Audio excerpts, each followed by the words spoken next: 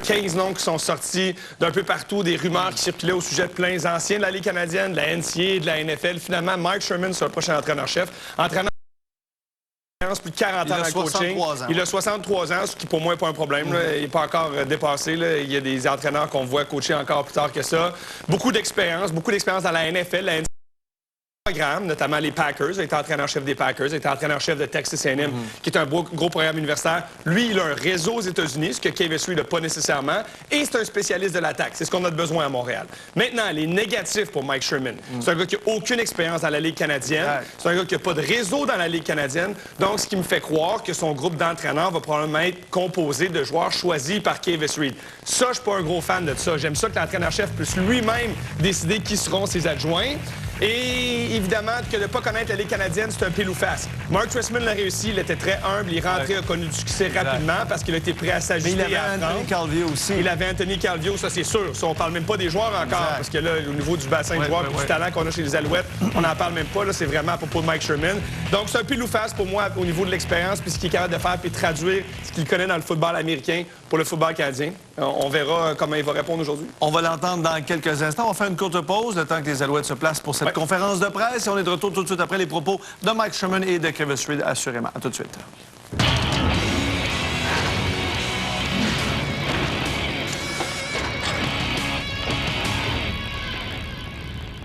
Ce mois-ci, Hockey le Magazine vous offre un dossier spécial sur les 100 ans de la Ligue nationale. Histoire, évolution et moments forts. De même qu'un prélude à la classique LNH 100 entre le Canadien et les Sénateurs. Procurez-vous aussi la populaire affiche à collectionner. En vedette dans ce numéro, le capitaine du Canadien, Max Pacioretty.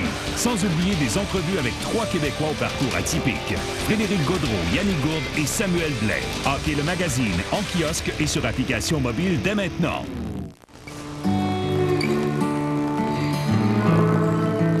On va s'ennuyer. Je penserais pas. This little light of mine, I'm gonna let it shine. This little light of mine, I'm gonna let it shine. This little light of mine, I'm gonna let it shine. Let it shine, let it shine, let it shine. Voici la perceuse avancée intelligente de Works. Une évolution en technologie d'outils avec 3 nouvelles fonctionnalités étonnantes. BitLock se centre automatiquement et verrouille les douilles. Safe Drive détecte lorsque la vis est assise et arrête la perceuse pour vous. Et Pulse Assist, une technologie antidérapante qui simplifie la perforation dans des matériaux durs et enlève les vis endommagées. AI pense pour vous afin que vous puissiez vous concentrer sur le travail. La perceuse AI The Works.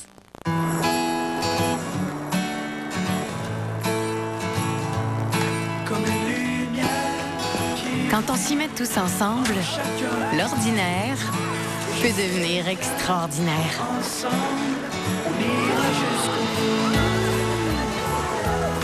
Comme les latte mocha à la menthe de Tim Martin. Préparés à la main et bons à savourer entre amis ou en famille pendant les fêtes. Il y a beaucoup de façons d'attaquer les vis desserrées. Beaucoup de façons. C'est pourquoi il est difficile de trouver le bon outil. Sauf si c'est cet outil, le tournevis semi-automatique Works SD. Ce pratique solutionneur de problèmes est un 12 outils en un. Le Works SD change les douilles aussi vite que ça. Vous êtes chargé et prêt à visser. Le tournevis semi-automatique Works SD. Obtenez-le en ligne ou chez les dépositaires des outils Works aujourd'hui. 100 ans de savoir-faire et d'innovation ont fait de Gillette le rasoir numéro 1 au Canada. Aujourd'hui, obtenez la qualité de Gillette à prix réduit tous les jours. En tant que membre de la famille Gillette, nous sommes fiers de vous offrir nos produits. Gillette, la perfection au masculin. Ça me stresse d'acheter une auto. Vous en faites pas. Quand vient le temps de vendre, d'acheter ou d'échanger un véhicule, le nouveau rapport QI d'Auto Hebdo vous permet de voir si le prix est juste. J'en reviens pas. Visitez autohebdo.net aujourd'hui. On est de retour à cette émission spéciale des images en direct du Marriott Chanteau-Champlain. Vous voyez Mike Sherman, le nouvel entraîneur-chef des Alouettes qui sera présenté par le propriétaire Andrew Wettenhall, Patrick Boivin, le président de l'équipe, ainsi que Kevin Reed, le directeur général. Donc, ils vont présenter le nouvel entraîneur-chef des Alouettes. On va procéder à une période de questions et réponses de 20 de minutes. après quoi on aura les photos et les entrevues individuelles. Et sans plus tarder, je vais céder la parole à notre président, M. Patrick Boivin. Merci, Charles. Bonjour tout le monde. Bienvenue à tous. Merci beaucoup d'être ici avec nous ce matin. Tout particulièrement à nos détenteurs de billets de saison qui sont ici dans la salle, à nos partisans qui suivent en ondes et sur Facebook, à nos joueurs qui sont ici présents. Très contents de nous avoir avec nous en compagnie ce matin. To our fans watching on Facebook or on air, to our season ticket holders here in the room today with us, to our players and staff that are here today, thank you all for attending this very special announcement. This is a proud day for this franchise. We identified the type of coach and the type of person that we wanted, and Cavis led the way over the course of the last 6 weeks to have Coach Sherman here with us today. Au nom des Alouettes, de nos propriétaires de Wettenhall, c'est avec beaucoup de fierté que je m'adresse à vous aujourd'hui afin de vous présenter notre nouvel entraîneur-chef. Mike Sherman remplissait absolument tous nos critères de sélection. Étant sans équivoque un candidat prioritaire, Cavis a fait sa mission de l'avoir ici avec nous aujourd'hui. Coach Sherman est un homme intègre, un pédagogue, un bâtisseur avec une feuille de route très impressionnante et est reconnu pour développer le talent tant sur le terrain que sur les lignes de côté. Nous avons franchi une étape très importante aujourd'hui, mais c'est une première étape dans notre plan pour redéfinir cette équipe et nous sommes très encouragés de ce que les prochains mois vont apporter en vue de la saison 2018. Merci beaucoup. Thank you very much. Bonjour à tous. C'est une belle journée aujourd'hui pour les Alouettes. C'est un nouveau départ pour notre organisation et nous sommes très heureux. Hello, everyone. Today marks a new step for our organization, and we have reasons to be happy. When we started the process of finding the next head coach, some of the criteria that we were establishing were with someone that has a desire and ability to lead and develop men, an extremely high football and emotional IQ, a proven ability to manage and direct a coaching staff, experience in helping turn around a program, a strong football lineage, and most importantly, tremendous character and desire to work in partnership. With these and other criteria, we interviewed more than 15 highly qualified and highly professional individuals with various backgrounds and coaching experiences. The experiences of the candidates represented the CFL, NFL, NCAA, CIS, and arena football. On behalf of the Montreal Alouettes, I would like to extend thanks to all the candidates that participated in this process. Our three-step process had me elevating candidates to our president, Patrick Boivin, and culminated in our recommended finalists being presented to Bob and Andrew. We selected Mike Sherman and had our ownership's full support throughout the process and in the end. This is a proud moment for our franchise for several reasons.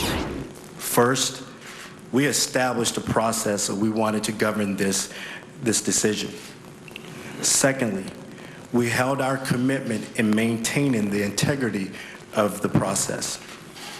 And most importantly, the process yielded a candidate that was our initial target and the right man to help us turn around this football team and return us to on-field success. Coach Sherman is a man with tremendous character. He's an exceptional football mind with a passion for teaching. He's an innovator that understands the process. Coach is a proven winner.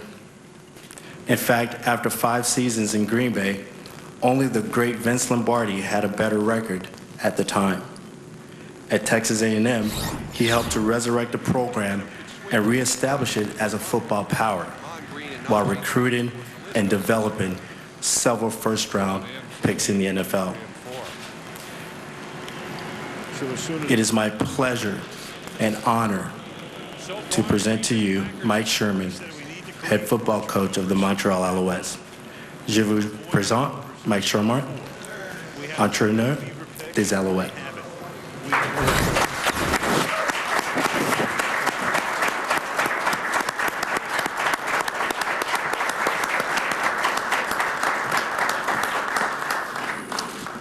Thank you. I appreciate letting me use this. I get a little, my feet start underneath.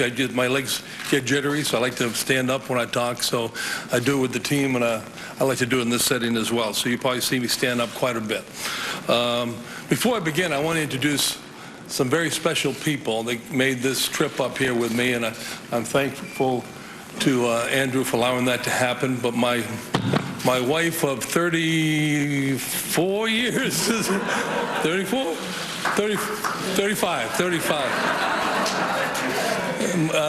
She has been by my side from Seattle to College Station to Green Bay to Miami to Pittsburgh and now to Montreal. And I have to say this, that if it wasn't Montreal, this city and what it offers people that come here, that's what really excited her about me taking this job. And if she had said no, there'd be somebody else standing here for sure. But fortunately for me, and hopefully for you, she said yes, and will spend quite a bit of time up here with me.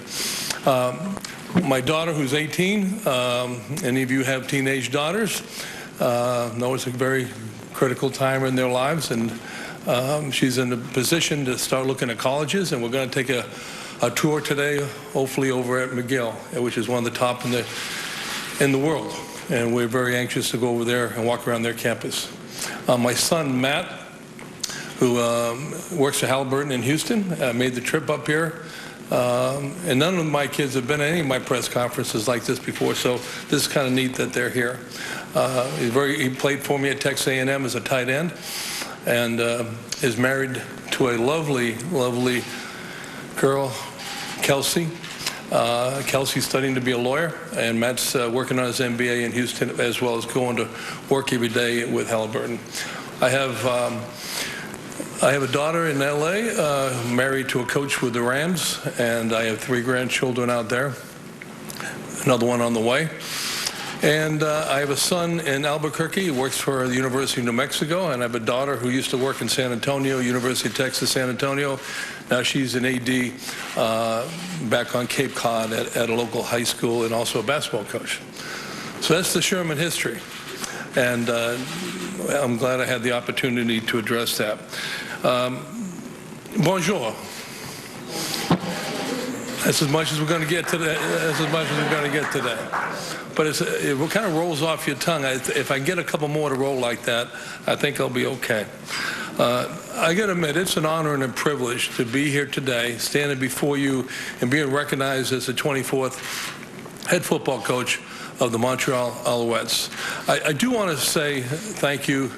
I've been in a bunch of interviews in my career, and when I interviewed with Bob and Andrew, it was one of the most precise, innovative, thoughtful interviews I think I've ever had as a football coach, interviewing for head jobs or even position or coordinator jobs.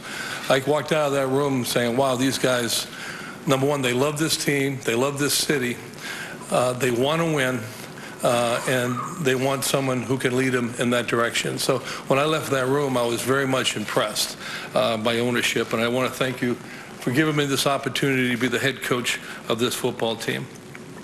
I also want to thank Patrick, our president, and Kavis, our general manager, who have done the due diligence and talking to me, obviously in interviews or over the phone, and taking me through this process. I know there were a lot of great candidates out there that interviewed, a lot of great Canadian football coaches that interviewed, and I have the utmost respect for their jobs that they have and the jobs that they'll do when we play against them next year.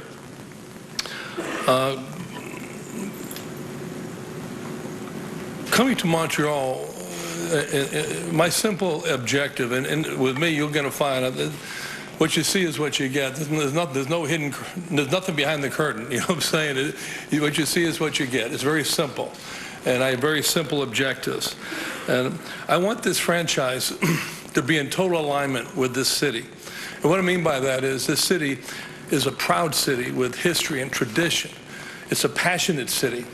And if we can get our football team to be proud and passionate, create a history of winning, a culture of championships, much like when I was a kid. When I was a kid growing up in Boston, I didn't watch a ton of hockey, but whenever Montreal Canadiens and the Boston Bruins played, we were tuned to that TV. It was a black and white TV. And I remember those games. Ken Dryden, Guy Lafleur, Bobby Orr, Phil Esposito, and those championship battles. Even when it wasn't a championship game, the way they played those games was always at the highest of levels. And I always remember that, and it affected me as a coach because you couldn't tell if they were playing for the Stanley Cup or just the first game of the season. They always played at a high level against each other. And that's exactly how I want our team to play. You know, winning comes at a cost. Winning consistently comes at a great cost. You got to put a lot into it to win consistently. That is hard to do. And we have to get our football team, the Montreal Alouettes, to play winning football, consistently winning football. And we will get there. There's definitely going to be challenges, and there's going to be obstacles. You know, the challenges we'll embrace, the obstacles we'll run over or climb through or climb over. But there's really only a very simple formula that I've found in my past that rarely works. You know, number one, as an organization, it doesn't matter to me whether you're handing out chin straps, answering the phone, making meals, doing the laundry, you're tight end, you're an offensive line coach, you're the coordinator, you're the president, the GM, the head coach. It doesn't matter who you are. Everybody has to be aligned with the same objectives, the same goals, the same vision. And the way I want to see it work is when we win, everybody wins and everybody's excited. And when we lose, I want to see everybody to be upset, to say, this can't happen, this has to be fixed, and have that urgency in their gut to do better next time. So rolling up your sleeves, doing the work, having alignment across the board within the organization is critical. Communicating to each other at the highest of level, and that's what I'm really impressed with between ownership and management. The communication level here, from my observations and the places I've been, is at a very high level. And people sharing information. And when they go into a room, there are no egos. It's not I or me, it's us, we. And that's impressive, and that's what impressed me to come up here and be a part of this. The next thing is trust in the process, okay? What I mean by that is there's a method to winning. There's a method to doing things the right way all the time. I used to say to my players, everything matters. Everything you do matters. There's nothing you do on this football field or off this football field that doesn't matter. Everything matters, everything you do. So we have to be able to take that and raise the energy level to achieve that. And so trusting in the process of how we go about our business every day, how we practice, how we prepare, how we play, all that stuff matters. So trusting in that process.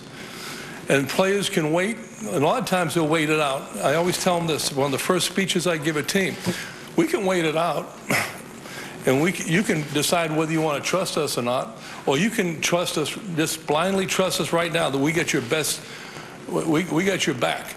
But you have to go through this process with us. This is how we do things. If the meeting starts at 9 o'clock, it's not 9:01, it's not 9:02. It starts at 9 o'clock.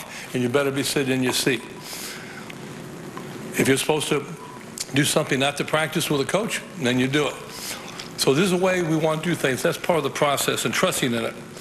And then finally is just executing the plan. A lot of people talk about get up here, just like me right here today. And if I do this, I shouldn't be here very long. But if I get up here and I say this, that, and the other, and I don't execute it, I don't deliver on that plan, I don't hold people accountable, including myself, then I didn't execute.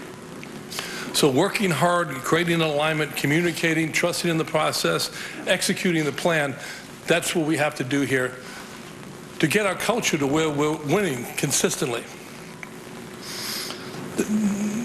I don't think the city of Montreal, with all that it has, the 24 Stanley Cup championships, ironically being the 24th coach, I'm saying, okay, the 24 championships with them, maybe that means something. Hopefully it does. I guess we have 17 more to win to get caught up to the Canadians.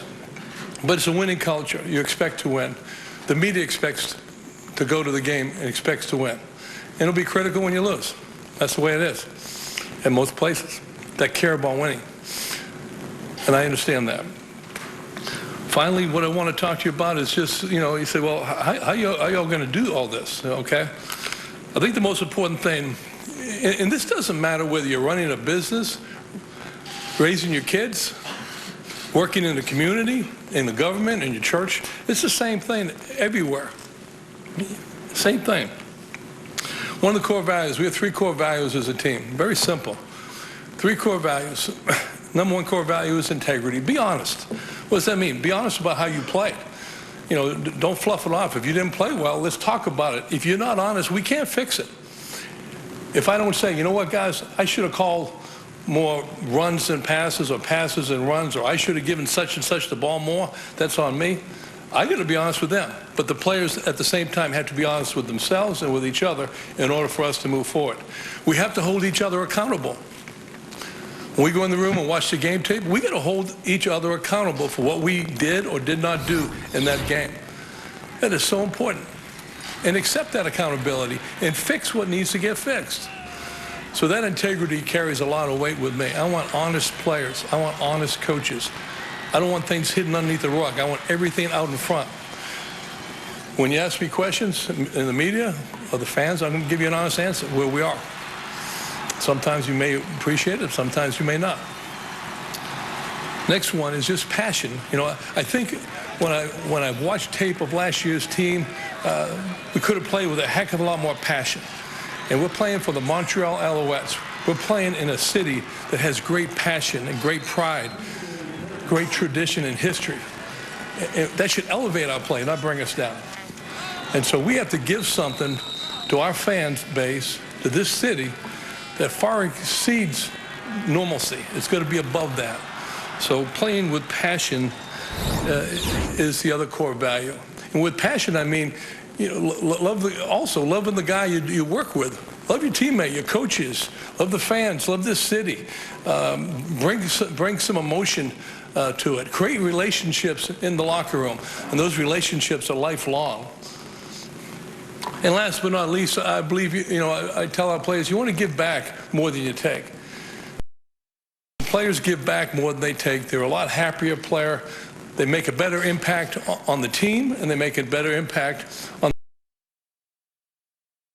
play the game of football. I have most respect for Canadian football players because they play at a lesser, and a lot of them. So it's crazy. Go out there and play with passion. You want to get some. You want to give to your teammates. Give to your in what you do. That's it in a nutshell. It was a little longer than I thought it was going to be, but that was it in a nutshell as far as my philosophy and what I preach and what I stand for. There's X's and O's involved, obviously. There's player decisions. That's all part of it. But the truth be told, it's managing people, motivating people, keeping everybody on the same page, communicating at a high level, making sure our alignment as an organization is tight. We're all in, every single one of us. And then if we do those things, and if we do the process right, then the reward is that we win, and then we win consistently, hopefully year after year after year. I want to thank you for your attention. Thank you for being here, and merci.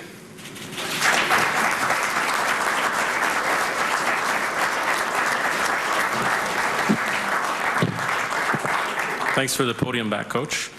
And, on va procéder à une période de questions de 20 minutes. On a 2 micros sans fil dans la salle. S'il vous plaît, vous identifiez avant chaque question, juste à faire signe Francis et Yacine qui ont les micros. So we're going to do a 20-minute Q&A. Please identify yourself and who your question is for when you answer. Thanks. Just RDS. My question is for Andrew. Usually, Bob has been the one making the last decision, deciding who's going to be the head coach. Just to clarify, was it again the case, or was it Cavis, who decided to hire Mike Sherman? I think Cavis tried pretty hard to review with everybody our process, and I've been on this podium commenting about how we're running our organization. We hired 2 outstanding people to lead our organization. They're both up here with me for the last year now, Patrick and Cavis. They put in place a hiring process. They identified how they wanted to run it. They reviewed with us the structure, the nature of the candidates we're going to review, how they were going to go through it, and they presented us with finalist candidates. Cavis and Patrick made a unified, singular recommendation as to who their coach selection was, and they asked for ownership's approval as to that coach. We're thrilled to add to our quality and capability in the leadership of our organization, bringing Mike Sherman to this table. We have an all-star cast up here, and they're running this business. Jean Saint-Onge, Radio-Canada. Cavis, when was the first contact made with Coach Sherman, and how tough was it to keep it a secret? Because I never heard his name in that process before last night. First contact with Coach Sherman was made about a month and a half ago, and it was through a lot of the process had to be set as to what we were looking for. And once we identified the qualities that we wanted in a candidate, we started to research individuals that were available right away to interview. How we kept it a secret, it is what we said earlier. We wanted to keep the integrity of the process intact. That was critically important to be able to make a sound and logical decision for this organization. Coach Sherman, welcome to Montreal. My name is Marc Defoy. I'm a sports reporter with the Journal de Montréal. In your opening statement, you made reference to your wife, how important she was in the process. You said that you wouldn't be here if she would have said no. But there must have been something that convinced you to come here, football-wise, so what is it? What was it? Well, first of all, my wife has been mother of 5 children, and the older I get, the more I realize how smart she is and how stupid I am. So I relied on her in regard to this to make sure that she wanted to be a part of it, because I don't want to live separately. I want to live together in this process. So that you can understand that's an important part of it. I love the challenge that exists here, to be able to do something and create something that no one has done quite recently. It's been a while since we've been in the Grey Cup, or won the Grey Cup, and I love the ability. I love the idea of the challenges that are in front of us. I didn't know when I came up here to interview that I was going to be that overly impressed and knocked out by ownership. And by these 2 gentlemen sitting beside me right now. I had an idea about Cavis because he had come down one time to see me, and I've been up here twice. But I was very impressed by the people who are going to lead this organization, and I have a strong feeling that everything that I said in my opening statement, they would feel exactly the same way and will execute exactly the same way as I plan to. So I think every decision comes down to people, and are these the right people that you feel like you can work with to be able to achieve the success you want to achieve? And I feel they are. Mike, I'm Herb Sirkowski of the Montreal Gazette. Welcome to Montreal. Thank you, Herb. I don't think I need to tell you that the head coach of a football team is only one small part of the equation. You now you have to obviously hire some qualified assistant coaches, especially coordinators. Will that be your decision? Will Cavis make up your staff? And who is going to be your starting quarterback? Okay. Let's start with the last question, Herb. And I don't think we're in a position here, being the first time I've been introduced as a head coach, I'm not in a position to determine who the starting quarterback is going to be until and even after watching tape, I'm not going to be in that position. We're going to vet this thing out, and guys are going to compete, and the best quarterback will be our starting quarterback. And at this point, that's up for grabs. As far as picking coaches that will coach with me, I will pick the coaches that will coach with me. I obviously do have some connections in Canada with coaches that I'm aware of, but obviously Cavis has more people that he could present to me that may end up on our staff. Canadian football coaches understand this game better than anybody. There's no question about that. But I also want to be able to bring some people that I've coached with over time that I trust and feel that they could adapt to this fast-paced game. Jeremy? Hi, Jeremy Filosa from 98.5 FM. Welcome to Montreal, Mr. Sherman. This team has lost a great deal of good players over the last couple of years, and there's some significant rebuilding to be done there. I was just wondering, how close or far have you been from CFL football, and short term, how much input can you give into the players that you'd like to gather, that are available, or that you'd like to have? Thanks. Well, great question. This is the start of that process I talked about, and it's going to take due diligence on my part and Cavis's part and the staff's part to be able to go through tape after tape after tape and evaluate not only our players but other players that may come available for us. I do think, because of the connections that I have made in the National Football League, with not just teams and general managers, but also scouting services, that I think we'll be able to get a beat on some of the talent that may be able to come up and help us with our Canadian players as well. So we're going to spend a lot of time. I don't think, my first thing I said to Cavis was, I do not want us to make mistakes on Canadian talented players. I want us to have our due diligence, our study of those players, and really make sure we make great decisions on them. Because they're a big part of the success with those players, a big part of our success. Miguel Bugeaud, La Presse, welcome to Montreal. Did you get some input on coaches maybe that you know from the NFL, either be Mark Trestman or June Jones or other people that have worked in the CFL before you accepted the job? I really didn't.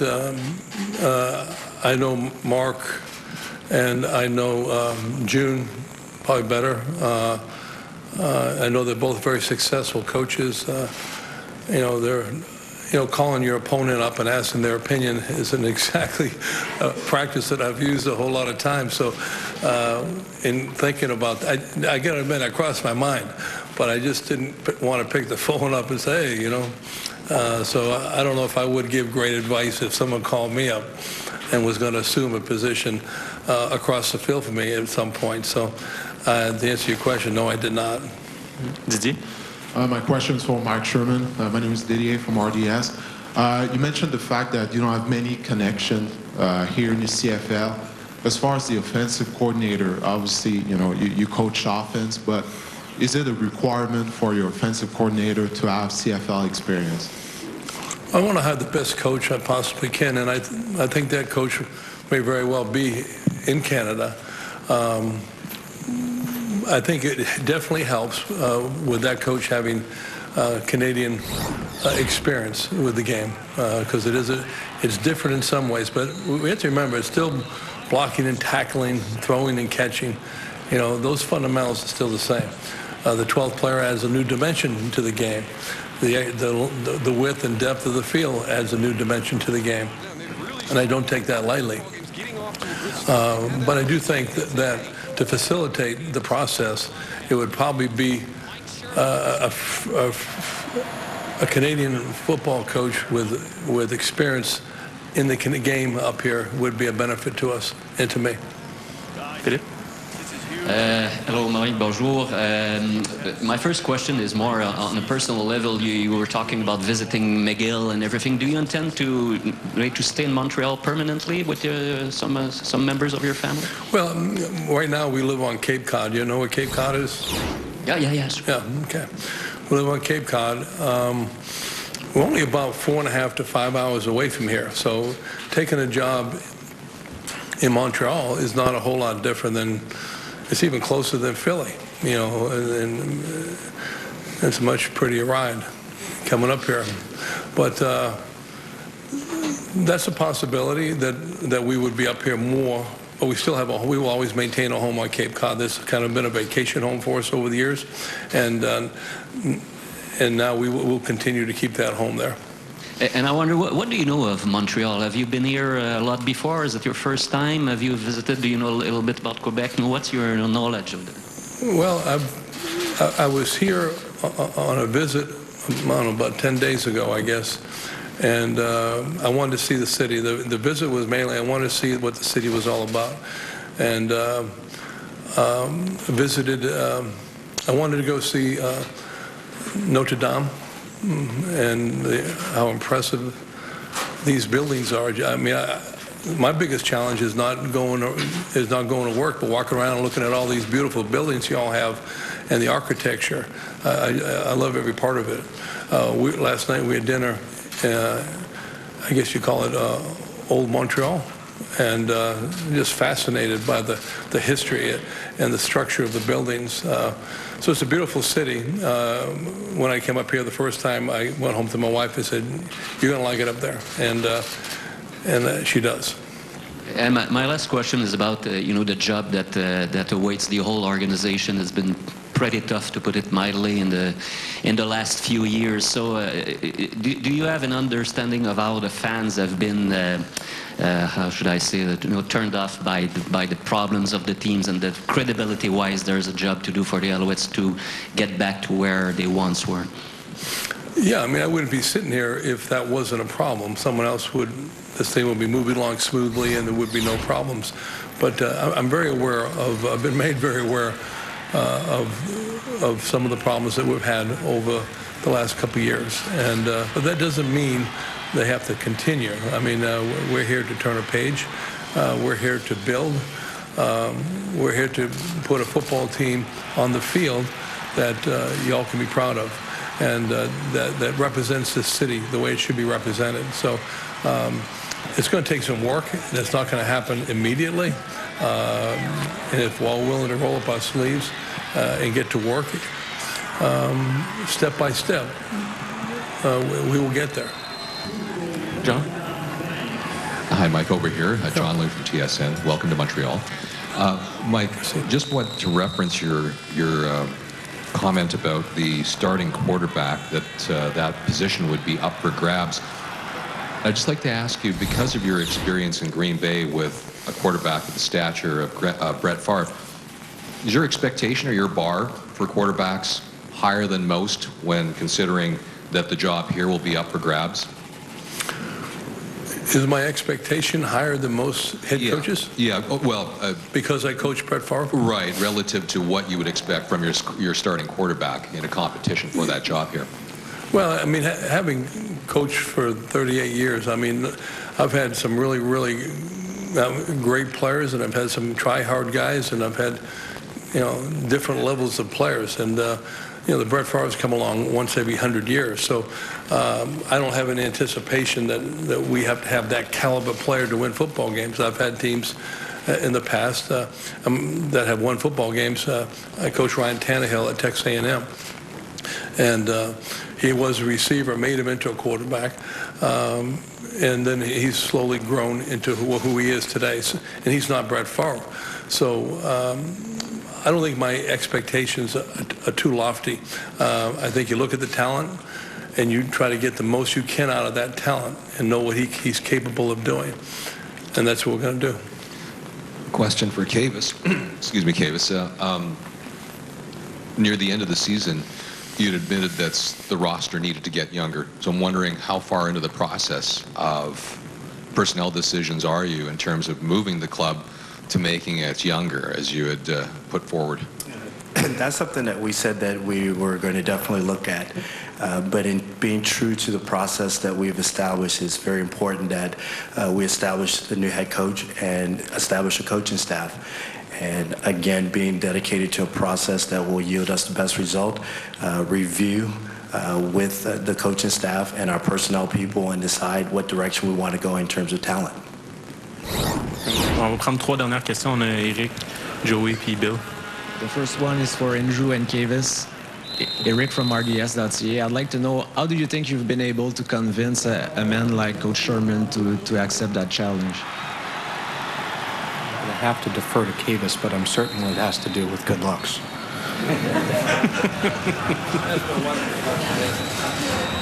So, when Coach Marv Levy was here, one of the words of wisdom was start with character and the rest will follow. And it's also something, not in those exact words, my grandfather said. And when you start that way, you're going to, more often than not, be correct. And we started with character. And we spoke about character. We spoke about the common things in terms of developing a culture. And all too often in sports vernacular, we say culture, and no one sits down to define that. We spend time defining culture. We spent time defining what it is going to take to be successful. And in that level of communication, there was an understanding of what we're trying to accomplish here in Montreal and what we're going to accomplish. And then he had the opportunity to meet Patrick, and without preparation, the natural flow, the same conversations. So I don't think it was more of a convincing. I think it was an understanding that this was a marriage that should be consummated, and we all agreed on it, and we all moved forward. Yeah, I'll add just a comment only to fit the theme. It was our first opportunity to meet Coach Sherman in that interview session, and I had the real pleasure of spending a lot of time with Marv Levy only a couple months ago when we celebrated the 77 Grey Cup and talked to Coach Levy explicitly about the things we should be looking for in a head coach. And sure enough, in comes this man talking exactly as if he had heard the conversation Marv Levy and I had had. And I finally turned to him and I said, you know, Coach Levy said something like that to me. And he said, I knew Coach Levy quite well. He was a bit of a mentor to me. And I thought to myself, boy, Kavis has done a heck of a job recruiting this coach to come up to Montreal and meet with us. Joey? Hi, Mike. Welcome to Montreal. Joey Alfieri from TSN 690 and The Athletic. Just wondering, how would you describe your offensive philosophy? Well, obviously, I was reading something recently, catching up on my Canadian Football League news, and y'all are throwing the ball 75% now and 25% of the run, and which I think is the highest. Isn't that the highest in the history of the league? Isn't that as high as it's been? So it seems like Canadian football has evolved to another level of throwing the football. But what I have, offensive philosophy-wise, what I would say, you do what you do best. I've never believed in being a coach that makes the players put a square peg in a round hole. I don't believe that. I think it's up to the coach to find ways to get the best players the ball and let them do something with that. And if that means they're a slot or in their slot, outside receiver, can they go vertical? Yes, or maybe no. Okay, we got to do something different with them. So I've always been a coach that will adjust my schemes, my philosophies to the players, as opposed to, this is our system, you have to make it work. Now, we will draft players and sign players that fit what I like to do, but at the same time, they don't always end up being that, so you have to be able to find a home for them. Players want to play the game. I want to get guys in the game, and I want to get the best players the ball as much as I possibly can. If you do that enough times, you should be an effective offense. My second question, just for Kavis. Kavis, how did you think of Mike Sherman, and how did you guys connect? Yeah, again, we said last year that there was going to be, and at the end of the season, traditional methods married with analytics. And when we married those two things and certain matrix that we established, and I tell Coach Sherman this story repeatedly so you can close your ears, every single time he kept popping up. And then when you start to explore the man, it really was an individual that we had to have. Winning percentage, ability, and experience in difficult situation, and bringing a program back to life, development of quarterbacks, development of players, a good football lineage, and a history of establishing coaches as well. So holistically, he personified all the things we were looking for. Right. Une dernière question, Bill, and then we're going to individual interviews. Bill Beacon of the Alors voilà pour cette conférence de presse. On va faire une courte pause. On est de retour tout de suite après. Commentaire de Mathieu Brouin, embauche de Mike Sherman, 24e entraîneur de l'histoire des Alouettes. Il y a une nouvelle façon de gonfler les pneus, les équipements de sport et plus. Voici le AirHawk, un produit révolutionnaire. Le AirHawk est un nouveau compresseur d'air sans fil portable qui soutire l'air environnant pour ensuite le compresser et gonfler les pneus. L'utilisation est simple et rapide et très pratique. Vous n'avez plus à vous rendre à la station-service. Vous n'avez plus à transporter un compresseur d'air trop encombrant. Et fini les dépenses inutiles à l'achat de boîtes d'air sous pression. Le AirHawk est pratique et économise du temps quand il s'agit de gonfler les pneus.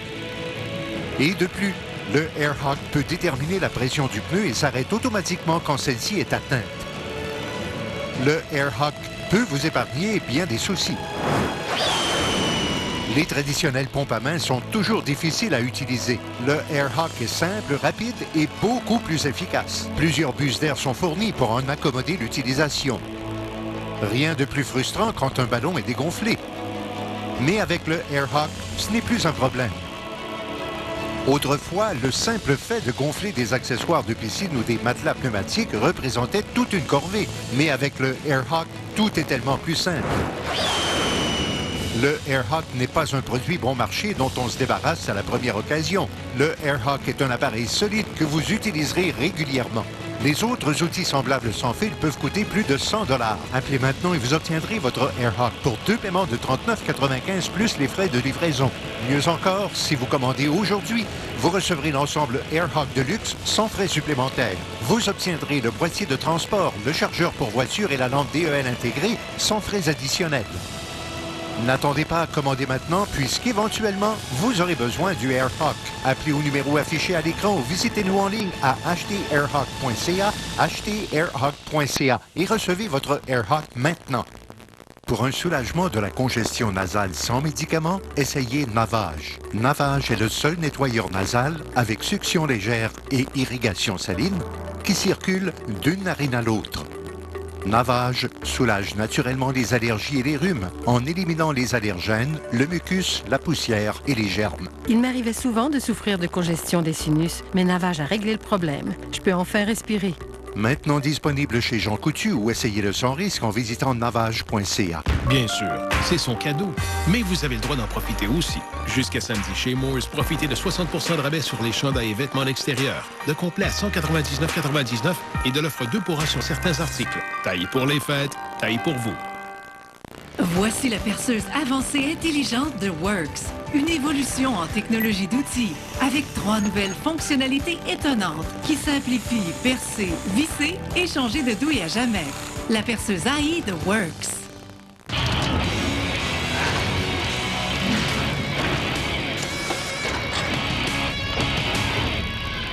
On est de retour à cette émission spéciale. Les Alouettes qui ont confirmé Mike Sherman comme 24e entraîneur de l'histoire des Alouettes. Ouais. Bonne conférence de presse. Ouais. La première impression de Mike Sherman qui a quand même beaucoup de vécu. Oui, c'est une bonne première impression. C'est sûr que c'est limité ce qu'on peut dire dans une entrevue de genre. T'sais, on se présente finalement aux médias, puis on dit un peu qui on est, notre parcours, quels sont nos points d'importance quand on est un entraîneur-chef.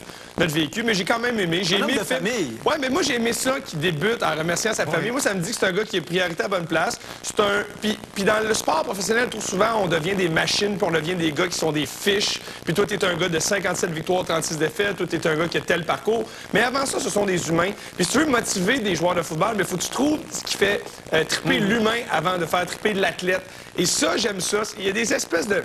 Et je veux pas faire ça parce que c'est très dangereux, mais je le fais quand même, là. Des espèces de parallèles que je peux dresser avec Mark Trestman. Mais t'as joué pour Mark Trestman. C'est ça, c'est un gars qui arrive avec beaucoup d'expérience, qui parle beaucoup des personnes et pas nécessairement des athlètes. Tout ça, moi, j'aime ça. J'aime qu'il parle de sa famille. J'aime qu'il parle de chaque personne dans l'organisation, que tu sois le porteur d'eau, le gars d'équipement, la secrétaire ou le coach de la ligne à l'attaque.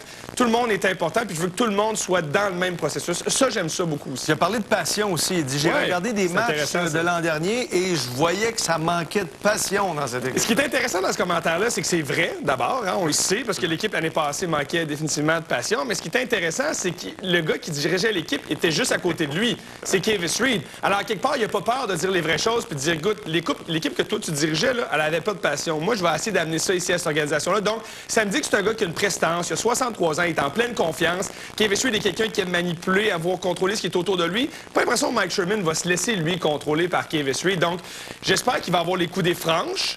Il a dit qu'il amènerait de son monde, en plus d'avoir les conseils de Kavis Reed pour avoir des gens à la Ligue canadienne. Ça aussi, c'est bon d'avoir un mélange de tout ça. Non, moi, dans l'ensemble, je trouve ça assez positif. On peut dire ce qu'on veut en ce moment. Tout ce qu'on va pouvoir faire, c'est critiquer ou analyser lorsque le camp d'entraînement va arriver au mois de juin. Il vient avec une fiche intéressante, il vient avec un parcours intéressant. Ça peut donner confiance aux partisans, mais la prochaine étape, c'est de trouver une équipe. Trouver des joueurs, trouver un corps, trouver des coachs. Il y a plein de choses à faire. Là. Ça, c'est le début de la pyramide. Courte pause, mon cher Mathieu, on est de retour en quelques instants à cette émission spéciale sur la nomination de Mike Sherman comme nouvel entraîneur des Alouettes.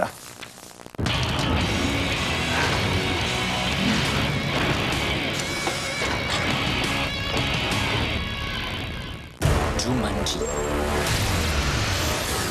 T'es allé? J'ai l'air d'un nain de jardin. Où est mon téléphone? Il n'y a qu'un moyen de sortir d'ici. On doit s'entraider. Oh! Mais qu'est-ce qui se passe ici? Jumanji, à l'affiche. Il est beau, l'escape, hein? Vraiment. Qu'est-ce qui se passe? Je serais mieux d'attendre au printemps. Ben, c'est la fin de l'année et ce mois-ci, Ford paie les 3 premiers mois jusqu'à 1 500 $ au total. Tu peux l'avoir tout de suite, ton escape. Ben là, je veux voir ça. Fais-moi confiance. T'en reviendras pas. Oh, c'est vrai. C'est sur l'escape que je veux. Ah, c'est pas juste sur l'escape, mais il faut se dépêcher. Donc, qu'est-ce que j'entends, moi, là? Je le sais pas. Quand vos 3 premiers mois sont payés, c'est facile d'embarquer avec Ford. Il est beau, l'escape, hein? Vraiment. Qu'est-ce qui se passe? Je serais mieux d'attendre au printemps. Ben, c'est la fin de l'année et ce mois-ci, Ford paie les 3 premiers mois jusqu'à 1 500 $ au total. Tu peux l'avoir tout de suite, ton escape. Ben là, je veux voir ça. Fais-moi confiance. T'en reviendras pas. Oh, c'est vrai. C'est sur l'escape que je veux. Ah, c'est pas juste sur l'escape, mais il faut se dépêcher. Donc, qu'est-ce que j'entends, moi, là? Je le sais pas. Quand vos 3 premiers mois sont payés, c'est facile d'embarquer avec Ford.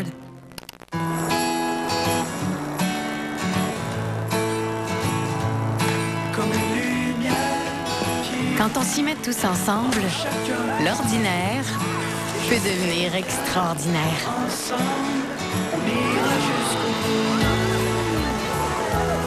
Comme les latte mocha à la menthe de Tim Martin. Préparés à la main et bons à savourer entre amis ou en famille pendant les fêtes. En tout cas, c'est vraiment beau chez vous. Merci. Puis il paraît que vous êtes équipé cette année. Mais en Vidéotron nous ont fait ça sur mesure. Et le gros forfait pour nos cellulaires, Internet illimité, enregistreur 4K avec toutes les chaînes télé qu'on voulait. L'image est juste incroyable.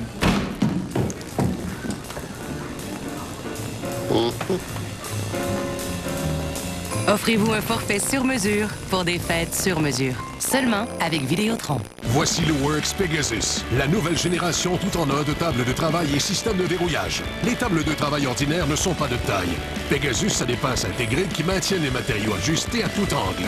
Le cadre d'acier rend Pegasus super robuste. Pour le prouver, nous avons utilisé Pegasus pour supporter une voiture. Pegasus s'installe en quelques secondes et se plie pour un rangement facile. Robuste, polyvalent, portatif. Un espace de travail n'importe où. Le Works Pegasus. Voici le Works Pegasus, la nouvelle génération tout en un de table de travail et système de verrouillage. Pegasus demeure ajusté à tout angle. Le cadre d'acier rend Pegasus super robuste. Un espace de travail n'importe où. Works Pegasus.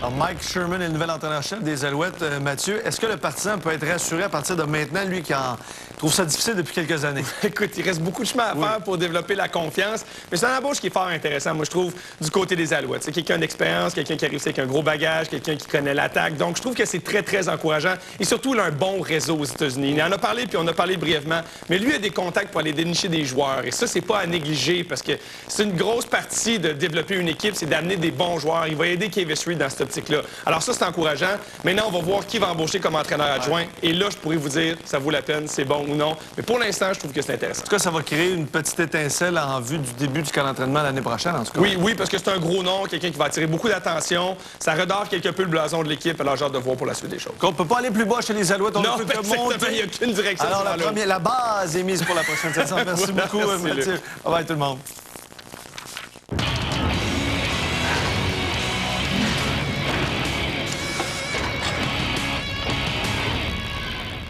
Tous possèdent une lampe de poche. Mais est-ce qu'elle peut faire ceci? Ou encore cela? Cérémonie, grands-parents mariés et témoins. Grands-parents mariés et témoins. Une fois près de lui, rangés en ordre de poste, officier municipal qui se tapent sur le ventre et se mettent à stop devant leur appendice nasal. Le cousin Jean l'avait trop grand, celui qui est sourd l'avait trop court, sa moitié l'avait retroussé et sa sœur l'avait en cœur, sa belle-mère l'avait en l'air, son mari l'avait trop petit, la mariée l'avait de côté, et son époux, son pauvre époux, n'avait pas né du tout. Plus rigolant, c'était l'église, à l'entrée de la noce, là sur le champ, le Benoît Suisse et toute la maîtrise.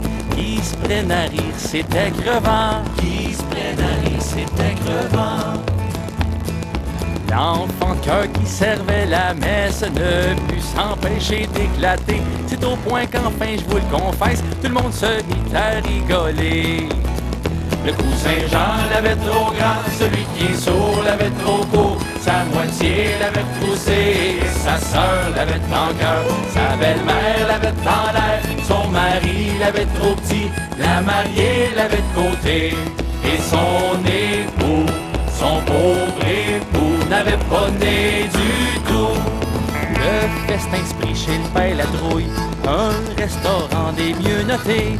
On a mangé 25 andouilles, autant d'andouilles que d'invités. Autant d'andouilles que d'invités.